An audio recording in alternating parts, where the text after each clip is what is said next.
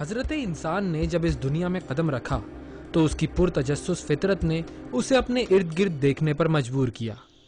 اس کی نظر جب آسمان کی طرف گئی تو جس چیز نے اسے سب سے زیادہ مسحور کیا وہ روشن سورج یا دور ٹمٹماتے ستارے نہیں، بلکہ اس کی آنکھوں کو ٹھنڈک پہنچانے والا خوبصورت سا چاند تھا۔ کسی کو چاند میں چرخہ کاٹتی نانی نظر آئی تو کسی کو اس میں اپنا محبوب۔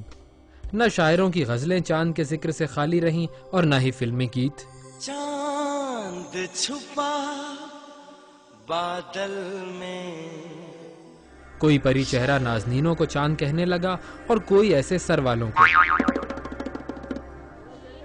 بچوں کے لیے یہ چاند چندا ماما بن گیا۔ چندا ماما دور کے ہوئے پکائے بھور کے۔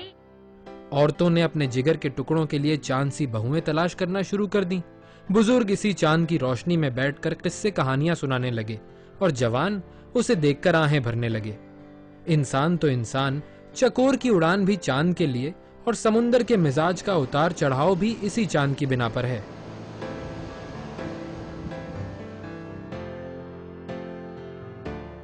غرض یہ کہ دنیا کے گرد گھومنے والے اس بڑے سے پتھر کا ہر ایک سے کوئی نہ کوئی رشتہ جڑ گیا۔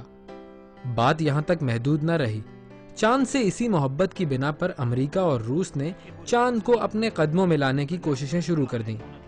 اس مقابلے میں آخر کار امریکہ کو کامیابی حاصل ہوئی اور اس نے اپنے خلا نورد چاند پر اتار کر اپنا جھنڈا اس زمین میں بھی گاڑ دیا۔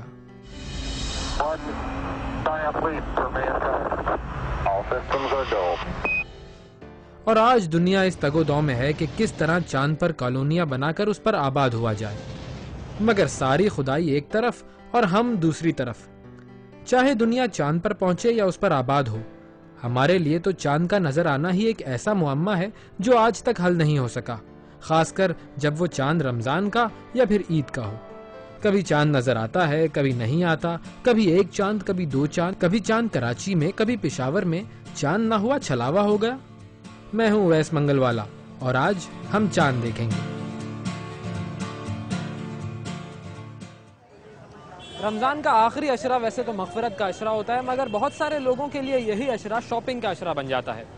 ہر بازار میں، ہر شاپنگ سینٹر میں لوگوں کے جھنڈ نظر آتے ہیں جو کہ شاپنگ میں مصروف ہوتے ہیں۔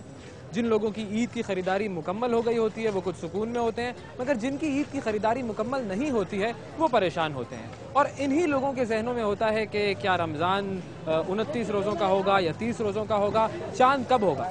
میں نے یہ سوچا کہ انہی لوگوں سے پوچھوں کہ چاند کے سلسلے میں ان کا کیا خیال ہے۔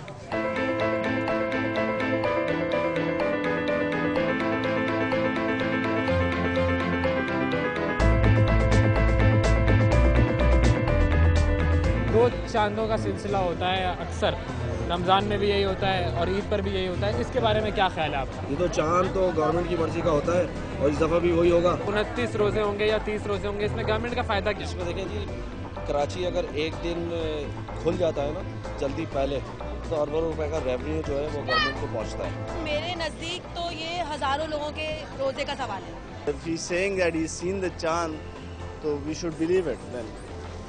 ویسے مسلم تو ایک ہی کنٹری میں ہے تو ایک ہی عید ہونی چاہیے۔ اس کا سلوشن کیا ہے؟ اس مسئلے کا حل جو ہے وہ بظاہر تو کوئی نظر نہیں آتا۔ Everyone should just be entitled to do what they feel is right. It means if we have 16 crores Eid in Pakistan, that would be okay. Well, that is what democracy is all about then. جس کو جب عید منانی ہے منائے، جب رمضان شروع اچھا کرنا ہے بزنس بھی کرے۔ چلتا رہے گا لوگوں کا۔ So ہاں، اس میں کوئی اتنی بگ ڈیل تو نہیں ہے، but that's my opinion. That is a good opinion. یہ نیا opinion ہے، جتنے لوگ اتنی عیدیں۔